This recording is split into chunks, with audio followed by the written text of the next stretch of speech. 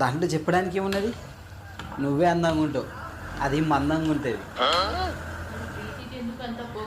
అదా ఈ ప్రపంచంలో ఎవ్వరికి లేనంత పొగరు నా పెళ్ళానికి ఉంటుంది. ఎవరితో మాట్లాడతాను? రోజా ఫోన్ చేసింది, రోజాతో మాట్లాడతాను. ఆమెతోని నాకు పొగరు బాగుందని చెప్తానావా? అది అవును, నీకు పొగరు నిజంగానే బాగున్నది. ఎందుకంటే మీ ఇంట్లో అందరికంటే అందంగా నువ్వే ఉంటావు అన్న పొగరు నీకు.